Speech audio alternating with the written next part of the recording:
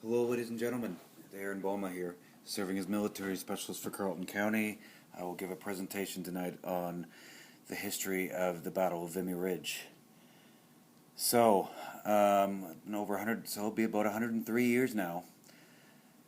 So, in the First World War, 67,000 Canadians lost their lives, many thousands more injured, and in this battle alone, 3,598 men lost their lives, and with 7,000 wounded.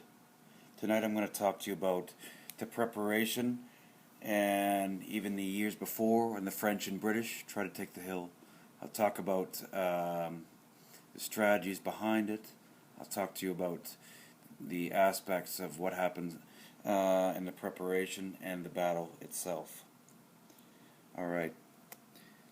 So this here is our Canadian Red Ensign during that time period. This is from 1868 to 1921. This was our flag of the First World War. Many men died under it.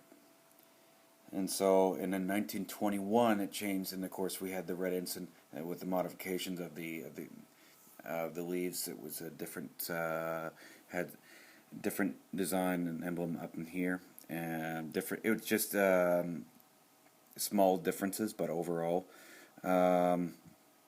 this is the Red Ensign. This was our flag of the First World War.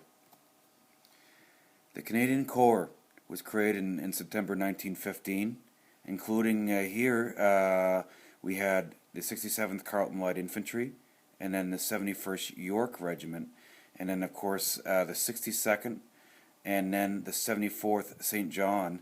They all amalgamated to create what was to be called the 26th Battalion, Canadian Expeditionary Force. So the Canadian Corps, created in September 1915, followed the arrival of the 2nd Canadian Division in France. By April 1917, the Corps comprised 4 infantry divisions and a complement of other arms and services: engineers, artillery, medical. As a unit, the Canadian Corps formed a part of a British Army, and during the final 2 years of the Great War, this was often enough the First Army commanded by General Sir Henry Horne. In April 1917, the Canadian Corps was commanded by an Englishman, Lieutenant General Sir Julian Byng, and Byng of Vimy, what he was called afterward. Each of the Canadian divisions was subdivided into 3 infantry brigades of 4 battalions each. A battalion in practice consisted of about 800 men, but battle casualties could vary quickly and deplete that number.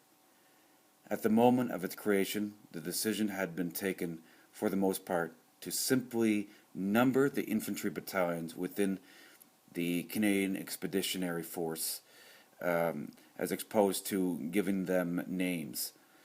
This course number, so the 26th, the 25th, the 104th, right? So these names, they give them numbers instead of names.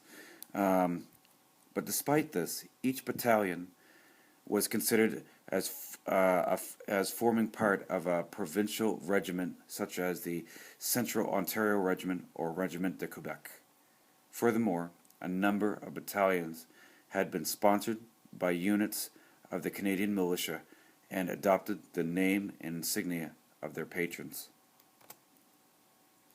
To understand Vimy, it is necessary to understand Lorette and the 2 years of fighting that had reached what would become the Canadians' front line.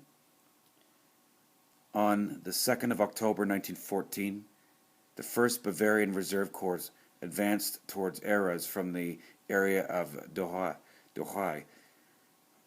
It was met by the French 70E Division, the Infantry Division, the Infantry,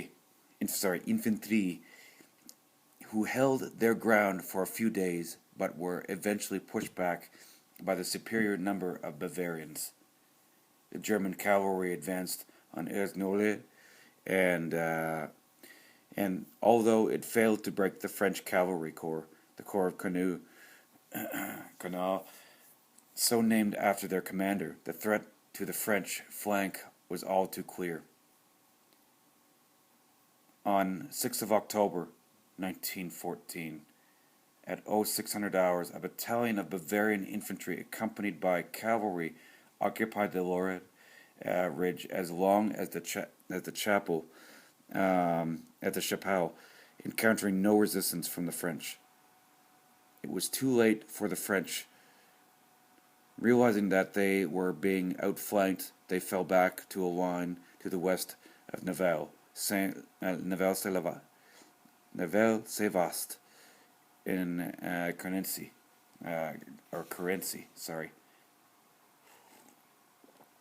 Vimy, in effect, had been gifted to the Bavarians. Throughout that first winter of the war, the French infantry struggled to gain the Loire plateau and the town of Nivelles-Sévaste. The fighting was intense, and the deaths could be counted by the tens of thousands on both sides. General Ferdinand Foch, in overall command of the area, understood that the problem was the lack of artillery. A fresh assault was made on Vimy Ridge, amongst other objectives, on May 9th of 1915. And for a few hours, the division, Moroccan Division, made up of French colonial troops and French Foreign Legion, held Hill 140, but the German reserves were more immediately to hand, and of course pushed the French back, and the French had to abandon the site that would eventually become the Canadian Memorial. The British take the line. The commencement of the Battle of Verdun in February 1916 resulted in the French handing the Arras sector over to the British, who would eventually assign the Canadian Corps to the area. The battles of Verdun and the Somme that summer would provide much to reflect upon, as much of the defenders as the attackers, and over 1 million men died in the Somme. It's amazing, and that's in combination of both sides. The ridge protected the German-occupied positions controlling the mining area around Lens, which was supplying Germany with much-needed coal. It also formed an important stronghold at the northern end of the newly created German defensive system, the Hindenburg Line. The Hindenburg Line. In April 1917, the French planned an assault in the area of the Chemin des Dames, near Soissons to the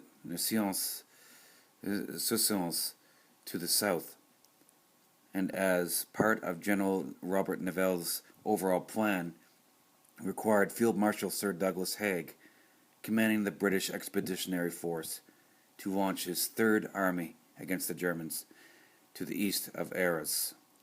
Nivelle was utterly convinced that he had a winning formula and had managed to convince both governments to go along with his ideas, despite some misgivings.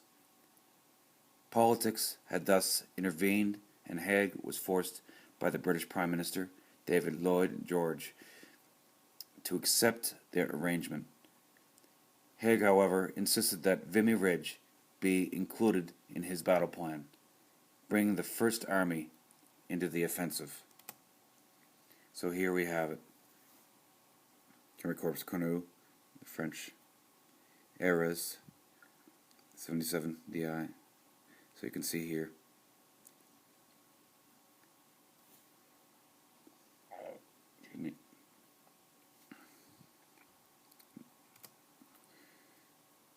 Defense in depth.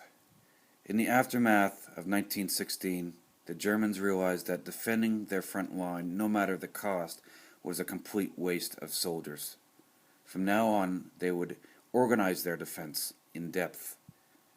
The actual front line would be held by fewer men, but with numerous machine gun positions and strongholds. If necessary, they would give ground and then counterattack with divisions placed behind the lines for that specific purpose. And here lay the problem for the Germans on Vimy Ridge. The ridge isn't deep enough to truly accommodate a defense in depth. If they were forced back even half a kilometer, the ridge would be lost forever. In preparation for battle, Vimy Ridge is located in northern France, about 175 kilometers north of Paris. It is a long, high hill that dominates the surrounding landscape. Germany captured Vimy Ridge early in the war and transformed it into a strong defensive position, with a complex system of tunnels and trenches manned by highly trained soldiers with many machine guns and artillery pieces. Previous Allied assaults on Vimy Ridge in 1914 and 1915 had resulted in hundreds of thousands of casualties, but had been largely unsuccessful. Enormously unsuccessful. The Canadians moved to the front lines across from Vimy Ridge in the late autumn of 1916. The Battle of Vimy Ridge would be the first time all four divisions of the Canadian Corps fought together as one formation. The planning and preparations for the battle were extensive.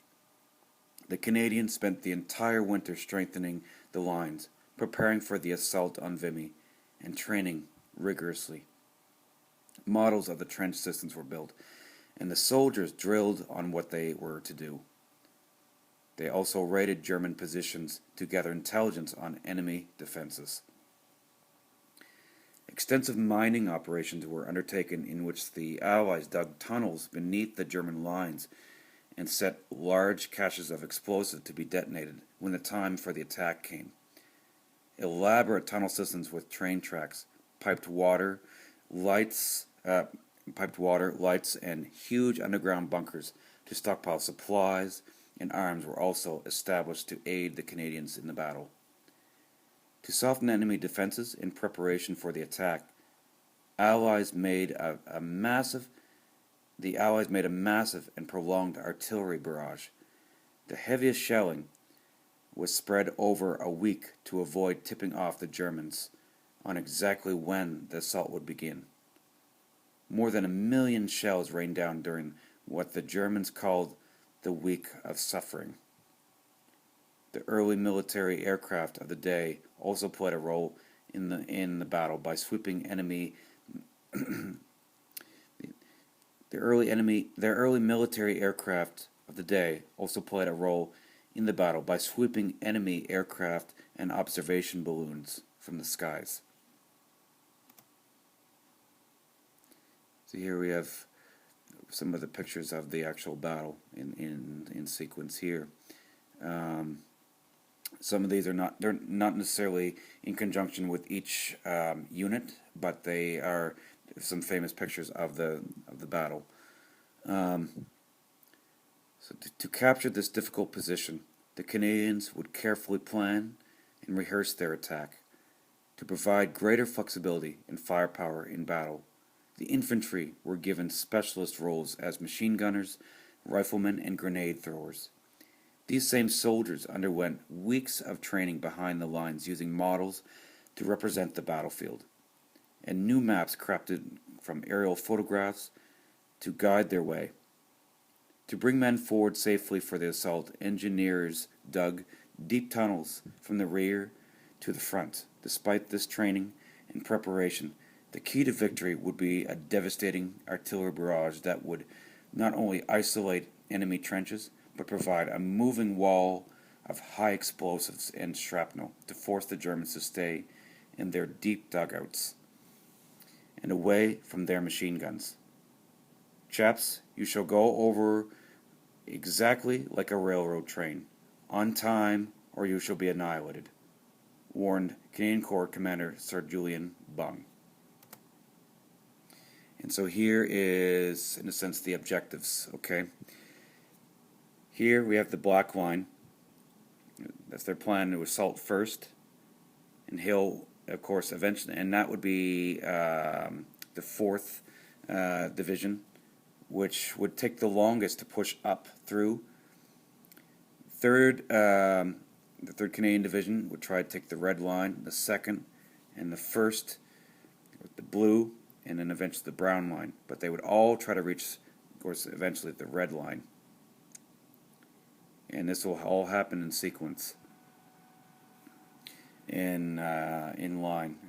Exactly what I'm about to tell you here is how it pushed forward hour per hour. I'm going to give it just an overview of how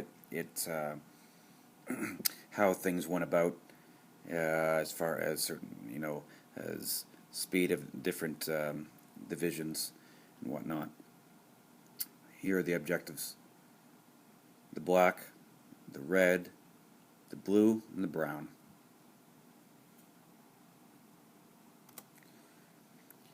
So that's a famous quote by Sir Julian Byng, commander of the Canadian Corps and later the 12th Governor General of Canada. As commander of the Canadian Corps from May 1916 to June 1917, Byng transformed the Canadians into a well-trained and effective striking force, whose victory at Vimy was one of most spectacular set-piece of attacks of the war. It was one of the most spectacular in the First World War. A capable and popular general, Byng came from a long line of military forebears. His grandfather had been a senior officer at Waterloo in 1815, and he had held senior commands in Egypt, France, and Gallipoli before taking over the Canadian Corps. He replaced Lieutenant General E.A.H. Alderson, who had been removed from command after the Battle of St. Eloi. While he came from an aristocratic family, Byng was loved and trusted by his troops, who soon began to call themselves the Byng Boys. He commanded the Canadians through several battles in 1916, and after the Somme campaign in the fall, instigated a variety of reforms designed to improve the Corps training and tactical performance. Byng's intensive preparatory regime of practice and planning resulted in the capture of Vimy Ridge after a vicious 4-day battle in April 1917.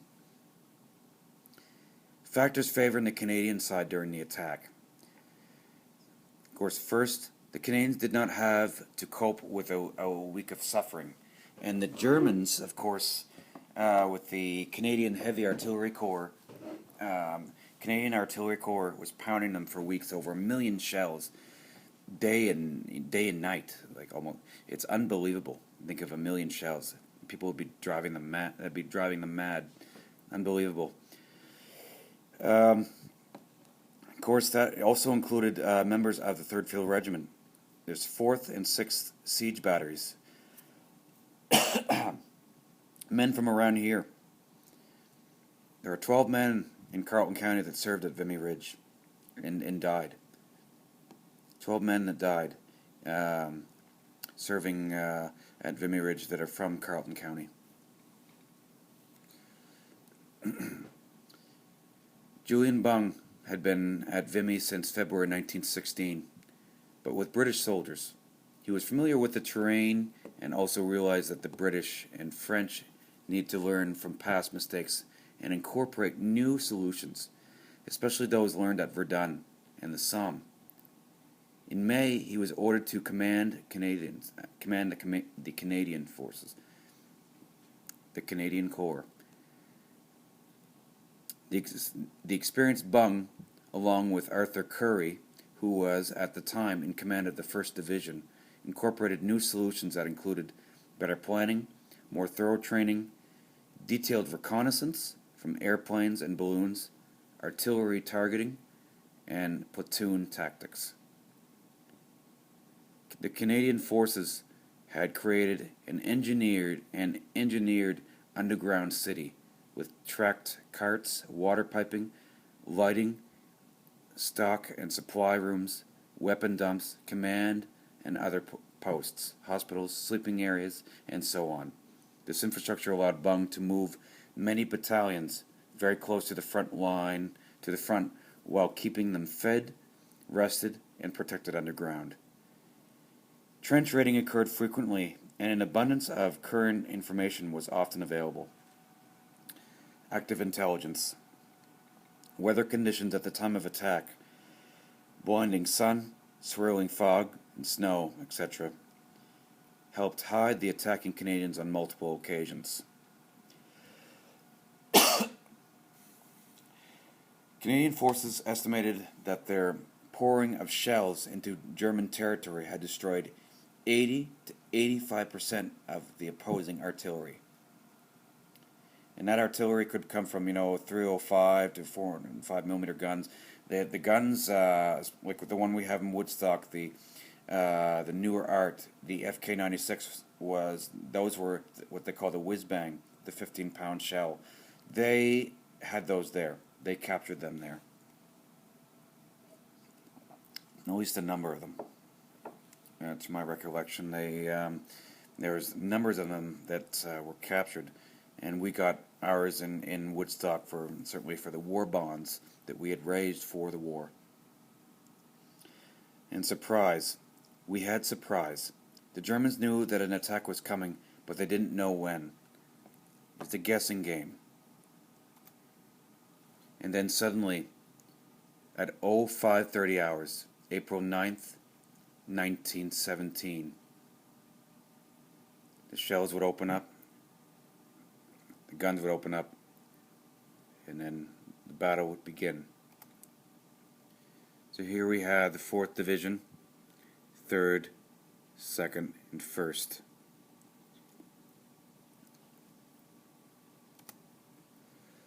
McGill scientist Andrew McNaughton, who coordinated the Creeping Barrage artillery tactic that helped propel the Canadians to victory. He was one of the masterminds. He was the mastermind behind the Creeping Barrage.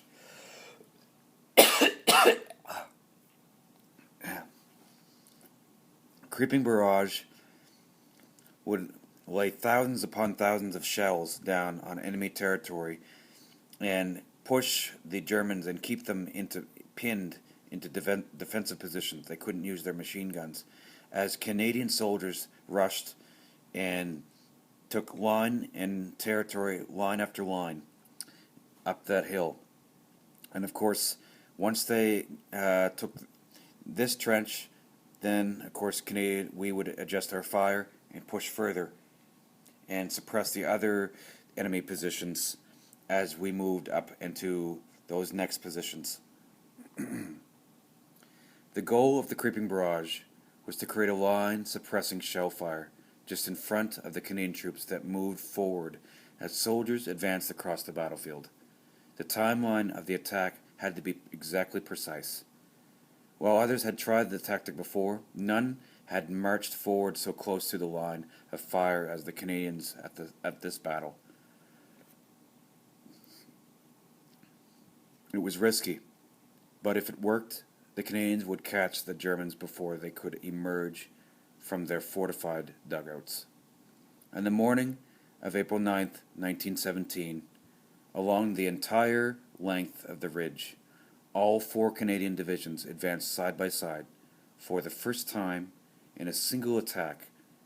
With the artillery hammering the Germans, the Canadians advanced quickly despite taking heavy casualties. The first front line of men would take the heaviest casualties. There were, of course, always a few stragglers of machine gunners and Germans able to fire back.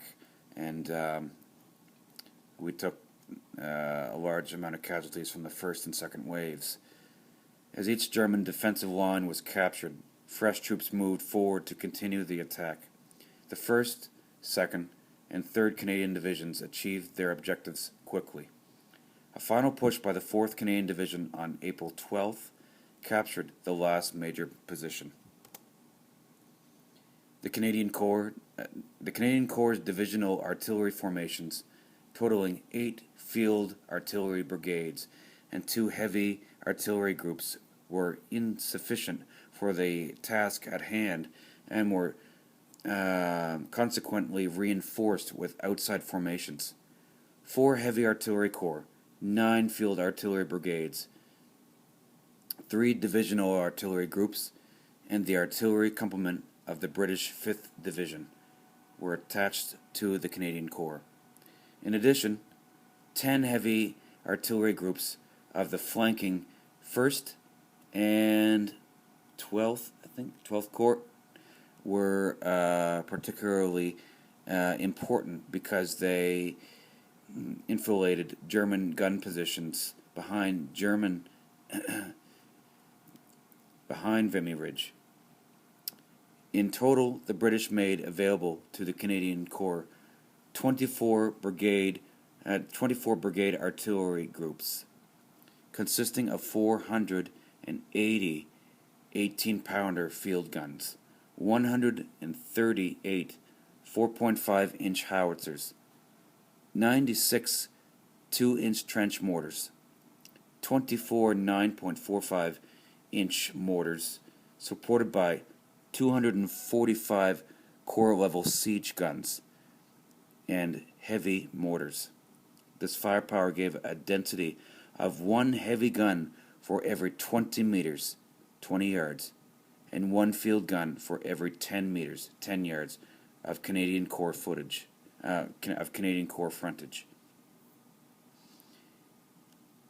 Representing a considerable average increase, including 3 times the heavy guns over the distribution of artillery at the Battle of the Somme a year earlier. Now that's amazing. I plan on building some more models of the guns used at Vimy Ridge.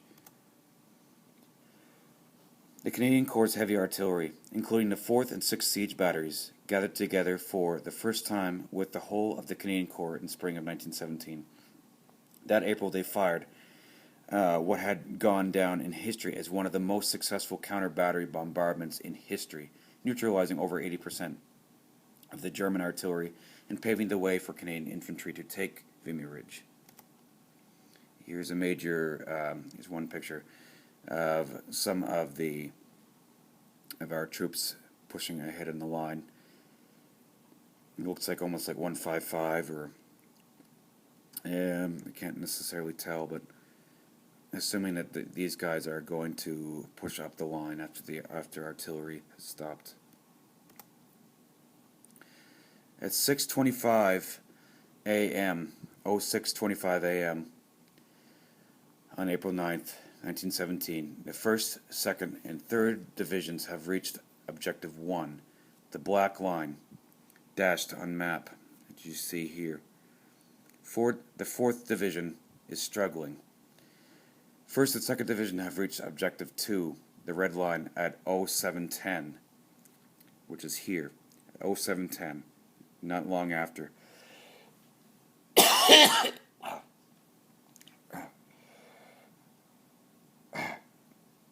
My apologies. On the left of the 1st Division, Major General Burstill's second on the left of the 1st Division, Major General Burstill's 2nd Division was opposite Hill 135 and the fortified villages of Theos and Farbas.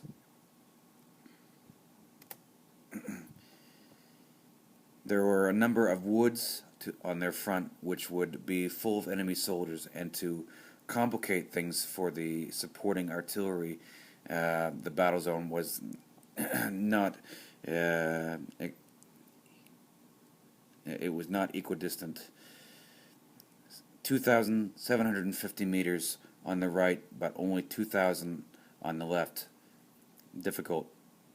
The attack would be similar to that of the 1st Divisions, carried out in 2 bonds. This is the 2nd Division we're talking here. Having determined that a single brigade would not be sufficient to achieve the final 2 objectives, the division was allocated the British 13th Brigade from the reserve 5th Division.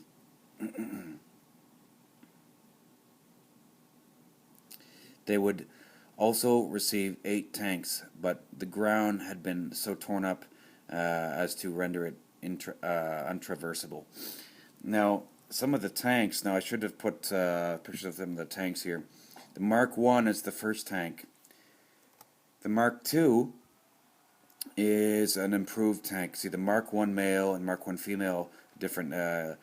These designs, a lot of them had 6-pounder guns, or either Vickers or Browning machine guns.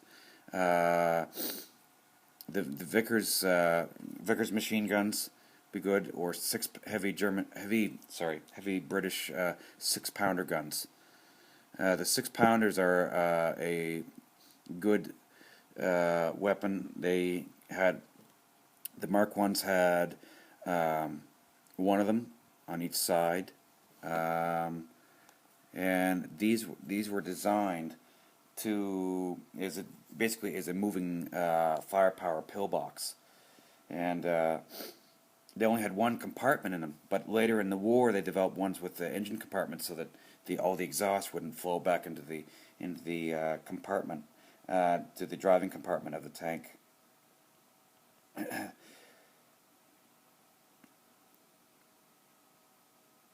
Okay, so at 05:30 hours, the leading 4 battalions launched their assault. At first, the going was fairly easy, but then here and there machine gun posts were found to be still operational and fired back, killing men. Both the 18th and 24th battalions were severely hit through this. Of course, they were severely hit, though this did not prevent the first wave from reaching the black line by 06:10 hours. From there, the 21st and 25th battalions continued onto the red line, just beyond the crossroads as you enter Theus. Meanwhile, the 20th and 22nd, the French Canadians, clean the trenches and underground shelters of any remaining enemy. This was always a dangerous task on the battlefield, as there was always the possibility of having missed a machine gun post, a sniper's position, or simply a dugout filled with defenders. And that's how a lot of men got shot. And this is from the 2nd Division. Here's the 1st Division. 1st and 2nd Division have reached objectives to the red line at 7:10, as you see here. 2nd up there, 1st here. On the right of the Canadian Corps, the 1st Division, under the command of Major General Currie, attacked along a front of about 2 kilometers with 6 battalions. By far the furthest from the ridge, they had some 4 kilometers of battlefield to cross in order to reach it. That's a long way. By 1100 hours, the 1st and 2nd Division reach Objective 3, the Blue Line, Hill 135, and Phyllis, are captured. By 1400 hours, 1st and 2nd Division reach Objective 4, Brown Line, and they dig in. At 05:30 hours, and this is the 3rd Division. I'm going through each division as what they're doing is following them as they move forward. This is all happening at the same time. I'm breaking it down.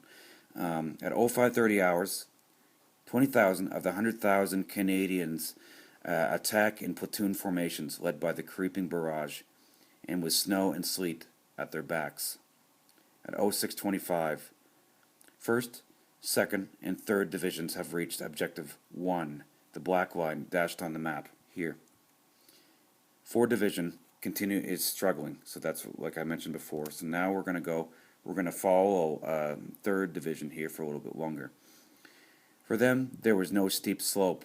The ground was pretty flat, and somewhat perversely, the Highlanders of the 15th Battalion started their attack downhill.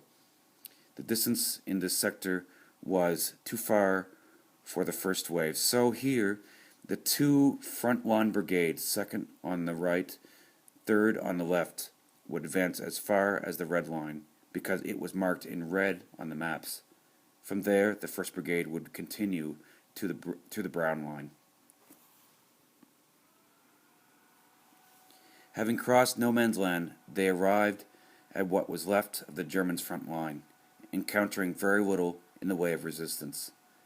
The muddy ground that had been plugged and that had been plowed through and replowed by the days of shelling made it hard going for the infantrymen. That'd be mud and then sleet coming down, slippery and rough going. In particular for those of them wearing kilts, and of course we had some of our, and of course the Highlanders, some of them wearing kilts. We had some of our men, of course. This is, of course, part of British units as well moving in, and then so there are a lot of men pushing up those lines. At 0730, 3rd Division had reached Objective 2, the red line, but is enfiladed by Hill 145. Enfiladed. So 3rd Division sets up flank defense to the north.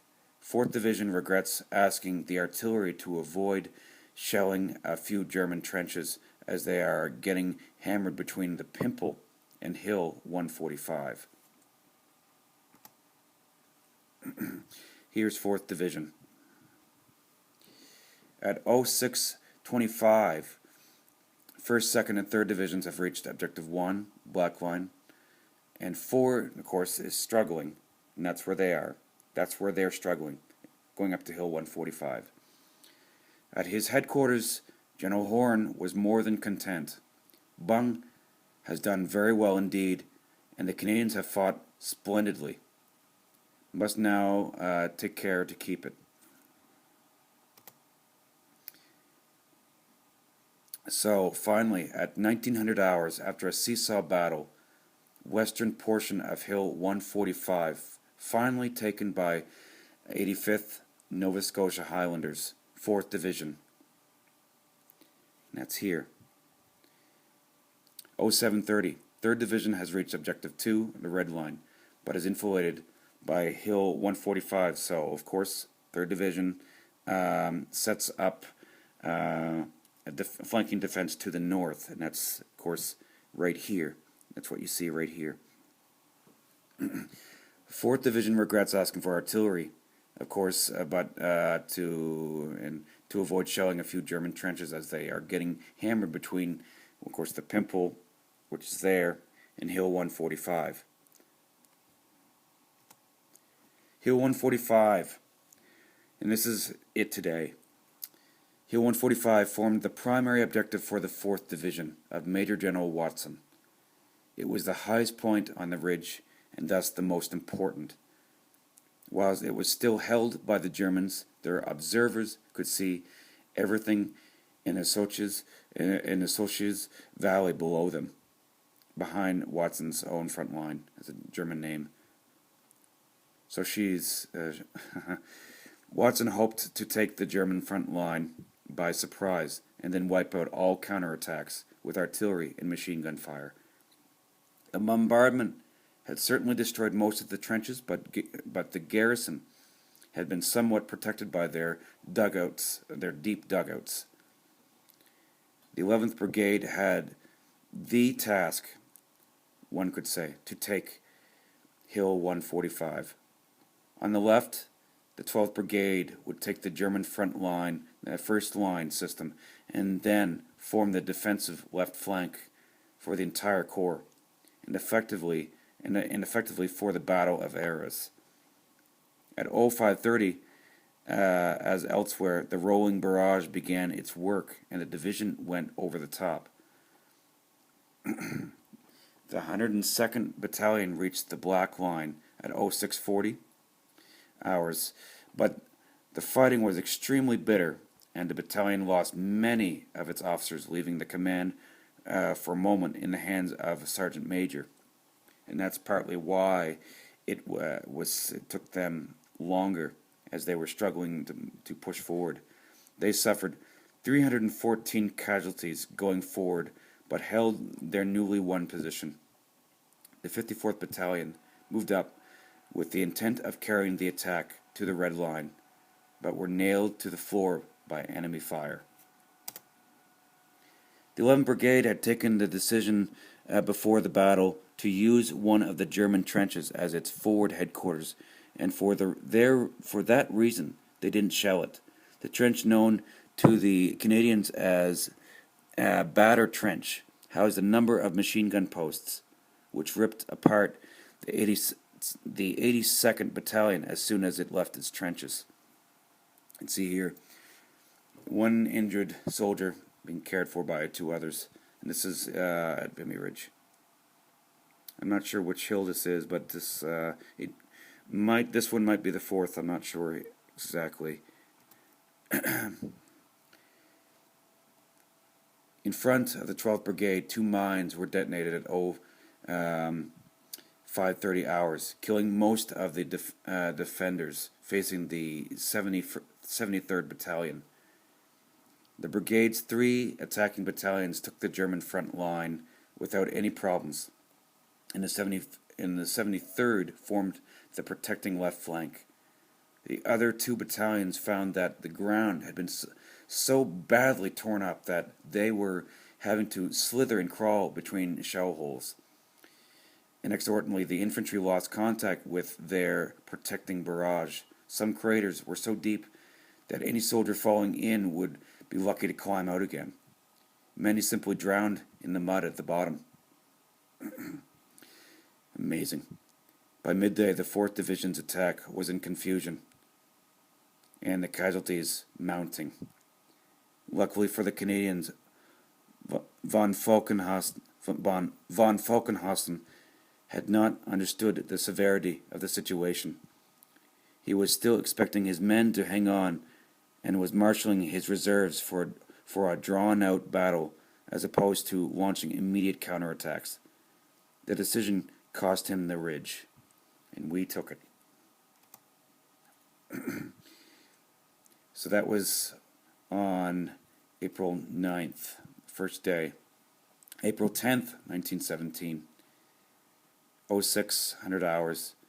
1st, 2nd, and 4th Division get fresh troops. 4th Division, the 44th and 50th Battalions take the eastern sides of Hill 145 by bayonet, charging German machine gun positions with the help of artillery. Here we have some of our here we have some men, of course, with taking one German heavy artillery position.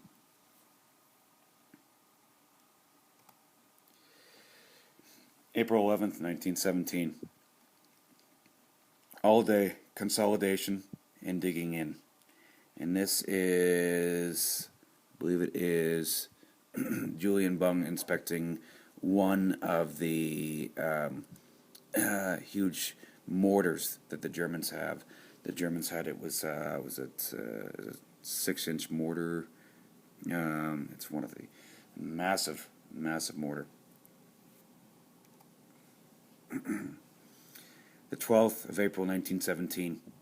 The 4th Canadian Division, the main Canadian assault on Vimy Ridge, was launched on the morning of April 9th.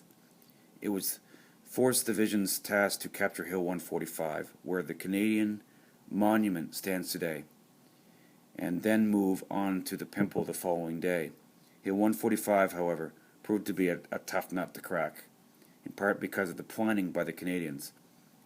Although most of the crest was taken, it would take Major General Watson's 4th Division until the afternoon of the 10th to clear the far side of the hill of its German defenders.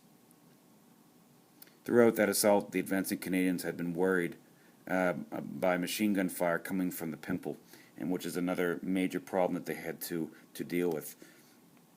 You see here, this is the advance, the Canadian advance, 9th, 10th April. So, and this is here is how much they've taken.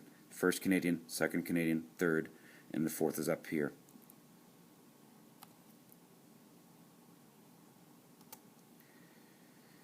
The 4th Canadian Division faced difficulties at the start of the battle that forced it to delay its assault on the Pimple until the 12th of April. The Pimple was initially defended by the 16th Bavarian Infantry Division, but the Canadian Corps preliminary artillery bombardment leading up to the assault on April 9th caused heavy casualties among its ranks. On the 11th of April, the 4th Guards Infantry Division first reinforced and then relieved affected 16th Bavarian Infantry Division units. The night before the attack, artillery harassed German positions, while a gas section of Royal Engineers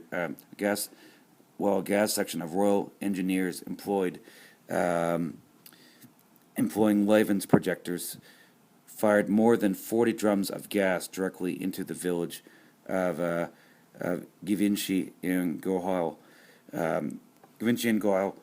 to cause confusion. The defending German troops managed to drive back the initial Canadian assault at around 04 a.m. Using small arms fire, the 10th Canadian Brigade attacked once again at 05 a.m., this time supported by a significant amount of artillery and the 24th Division of I Corps to the north. The German defensive artillery fire was late and too light to cause the assaulting troops great difficulty, allowing the Canadian Corps to exploit wide gaps and break into the German positions. The 10th Canadian Brigade, assisted by snow and the westerly wind, fought hastily in trained German troops to capture the entire Pimple by 6 p.m. or 1800 hours. This is a historical painting. Richard Rudnick's historical paintings. This, in their first battle, the 85th Nova Scotia Highlanders Battalion, that's Canadian Expeditionary Force, captured Hill 145 late in the afternoon, April 9th, 1917. And here, that's part of the 4th. That's a Lewis gun, one of the first light machine guns in existence. It carried roughly, I think, 47 rounds, 3-3 ammunition. Uses an air-cooled shroud, and it's a good weapon. It's very reliable. It's one-man operable. Most machine guns at the time were crew-served weapons of maybe 3 to 4 men.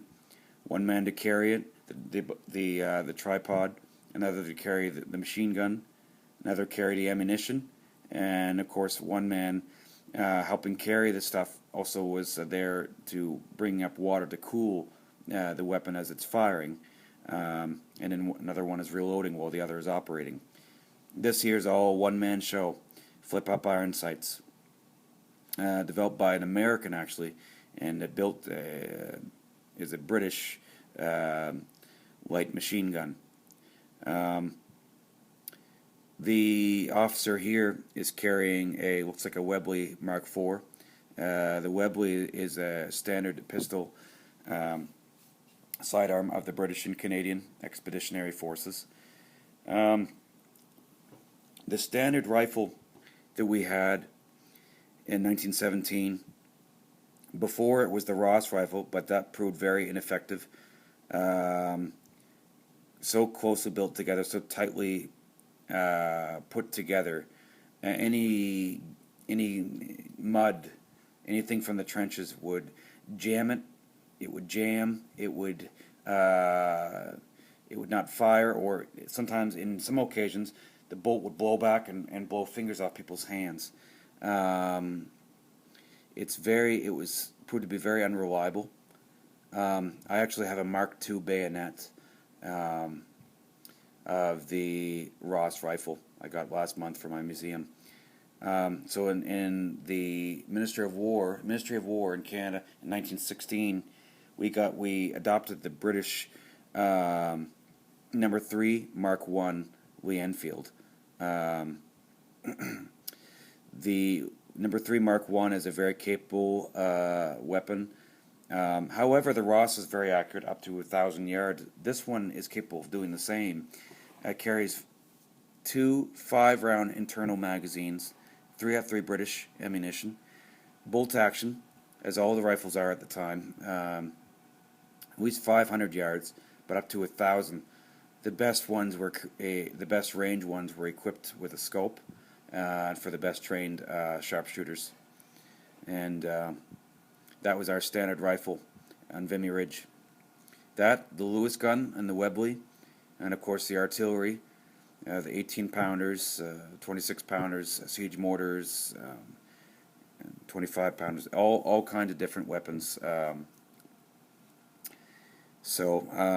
I'm going to go next slide here. The Canadian success at Vimy marked a profound turning point for the Allies. A year and a half later, the Great War was over. The Canadian record, crowned by the achievements at Vimy, earned for Canada a separate signature on the Versailles Peace Treaty, ending the war. Back home, the victory at Vimy, won by troops from every part of the country, helped unite many Canadians in pride at the courage of their citizen soldiers, and established a feeling of real nationhood. Brigadier General Alexander Ross had commanded the 28th Northwest Battalion at Vimy. Later, as president of the Royal Canadian Legion, he proposed the first veterans' post-war pilgrimage to the new Vimy Memorial in 1936. He said of the battle, "It was Canada from the Atlantic to the Pacific on parade. I thought then that in those few minutes I witnessed the birth of a nation." So here, as I'm going to mention, is the 26th Battalion. Our unit here, in one of our main in the units in New Brunswick. This is, of course, from most of the crew in Carleton County that went over. A lot of them would have served under the 26th Battalion, or other battalions, sister battalions. The 26th Battalion, New Brunswick Canadian Expeditionary Force, was an infantry battalion of the Canadian Expeditionary Force during World War I, of course. The battalion was authorized on the 7th of November 1914 and embarked for Britain on the 15th of June 1915. It disembarked in France, and where did they come from? They came from St. John. They embarked from St. John.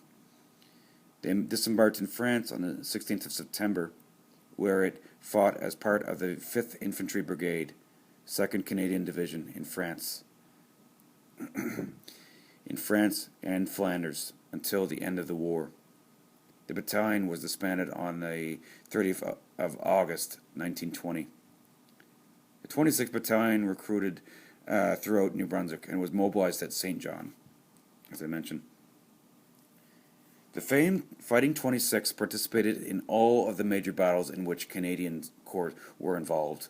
Marceau, Somme, in 1916-1918, Feu de Consulet, Thiepval, Anchor Heights, Arras, 1917-1918, Vimy, Arles, Scarpe, 1917-1918, Hill 70, Ypres, Passchendaele, Amiens, Hindenburg Line, Canal du Nord, Cambrai, 1918, Pursuit de Mons. The battalion was disbanded, of course, 1920. The 26th is continued today by the Royal New Brunswick Regiment, or what they became in the Second World War was the Carleton York Regiment. You can follow the battalion from its birth in St. John to the final disbanding in 1920 by reading its secret war diaries. They begin in November 1914 and end in May 1919, and give a fascinating glimpse into the life of the battalion at war.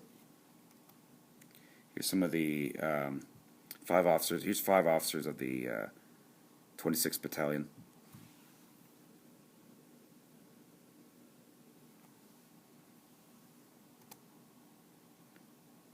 Our national flag. This is at the National Vimy Memorial Site in France here. A couple of years ago, they had the biggest pilgrimage to Vimy to mark the 100th anniversary of the Battle of Vimy Ridge. As of today, April 9th, 2020, it's 103 years. As of today. In about another 4 hours and 30 minutes or so. Just a little over 4 hours. 103 years ago, this battle would have begun.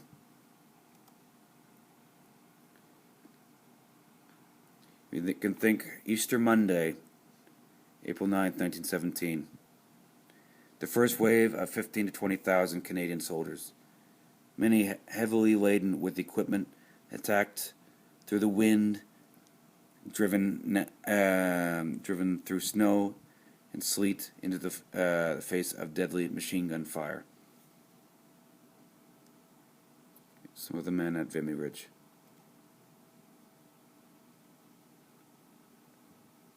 As I mentioned before, the first Canadian Battalion suffered the greatest number of casualties, but the assault proceeded on schedule. Most of the heavily defended ridge was captured by noon.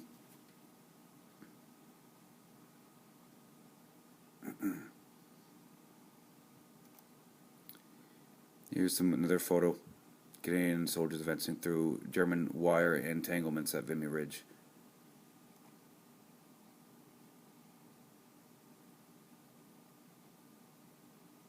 The Canadian Corps, together with the British Corps to the south, had captured more ground, prisoners, and artillery pieces than any previous British offensive of the war.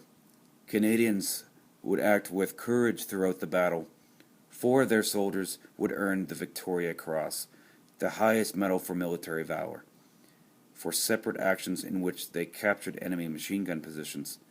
They were Private William Milne, Lance Sergeant Ellis Sifton, Captain Thane McDowell, and Private John Pattison. So the Battle of Vimy Ridge proved to be a great success, but it came at a much heavy cost. Some 100,000 Canadians who served there suffered more than 10,600 casualties. Now that's including dead and wounded. Nearly 3,600 of which were fatal.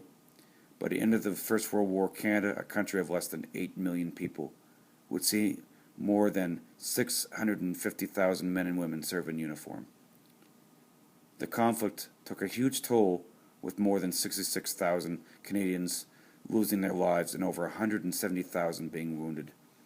And here is a newer art, an FK 96 newer art whiz bang German artillery piece that's been captured. As Tim Cook says, a great military historian in Canada, many historians and writers consider the Canadian victory at Vimy a defining moment for Canada.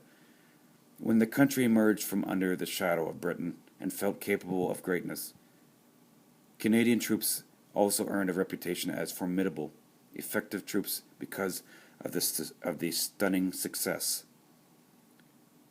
But it was a victory at a terrible cost, with more than, of course, 10,000 killed and wounded.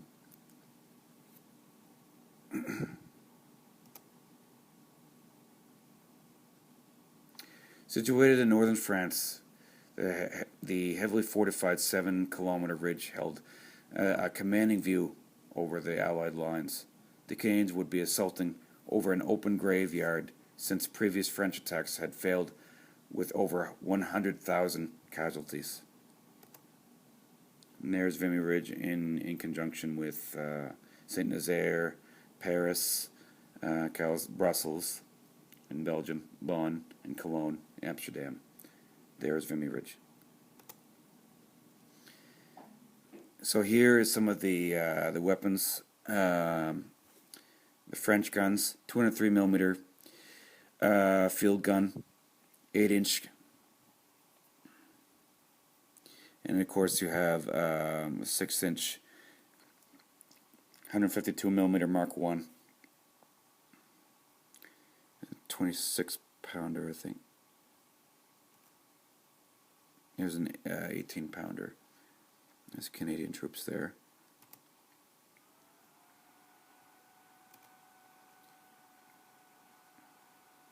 No, it's like 105 there. This here is some of our Canadian troops as they're pushing over the line to, I'm not sure which division this is, but here's the map illustrating the plan of attack on Vimy Ridge, April 9th, 1917. Here's men just at one of the weapons depots, getting the Lee Enfield number 3 Mark 1s ready, and of course the Lewis gun here, and fixing different parts. Here it looks like they're fixing a Lewis gun.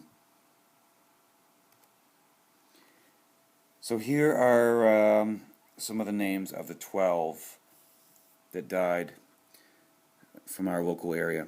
I took this picture a couple days ago. This is of our cenotaph.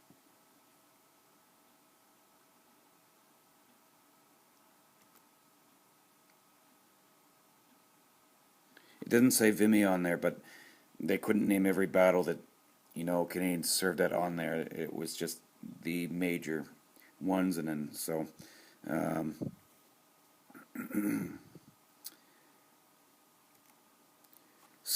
I've got a bunch of different sites I took information from, and pictures. From information from Tim Cook, Vimy Ridge of Valor Canada, War Museum, National War Museum website, Canadian History .ca, and some different facts and whatnot. Okay, thank you very much.